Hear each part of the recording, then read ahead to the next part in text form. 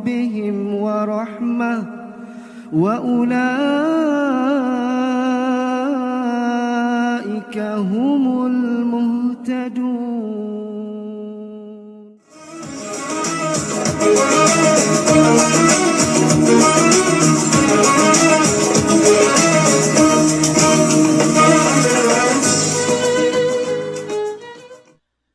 ما يصيب المسلم من نصب ولا وصب ولا هم ولا حزن ولا أذى ولا غم حتى الشوكة يشاكها إلا كفر الله بها من خطاياه.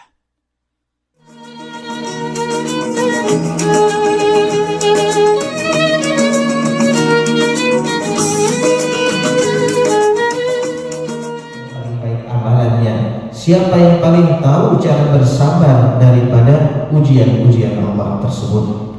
Kita juga banyak yang Allah berikan nikmat untuk dapat melaksanakan sholat jamaah.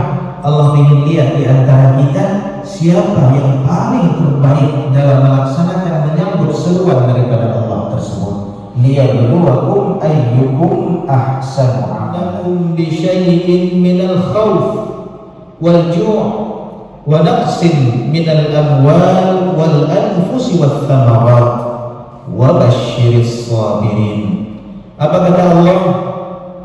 Sungguh kami akan menguji manusia bi syai'in minal khawf, dengan sedikit ketakutan, wal ju' sedikit kelaparan, wa naqsin minal amwal wal anfusi wath thamarat, dan kekurangan buah-buah, kekurangan jiwa, dan kekurangan lain sebagainya.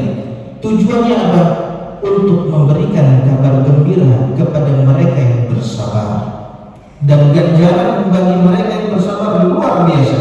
Di dalam ayat selanjutnya disebutkan, alladzina idza asabatuhum musibah, mereka yang tatkala diberikan ujian, diberikan cobaan, diberikan kesulitan, diberikan beban hidup oleh Allah Subhanahu wa taala, qalu, mereka senantiasa berkata, inna lillahi wa inna ilaihi raji'un. Kami ini milik Allah dan kepadanya lah kami akan kembali. Maka Allah memberikan ganjaran yang luar biasa kepada mereka. Alladzina idza أصابتهم مصيبة قالوا إنا لله وإنا إليه راجعون.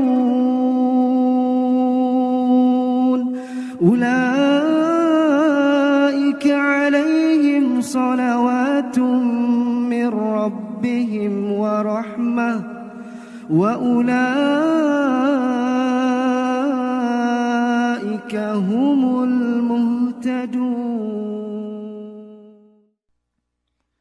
فعن أبي سعيد وأبي هريرة رضي الله عنهما عن النبي صلى الله عليه وسلم قال: ما يصيب المسلم من نصب ولا وصب ولا هم ولا حزن ولا أذى ولا غم حتى الشوكة يشاكها إلا كفر الله بها من خطاياه.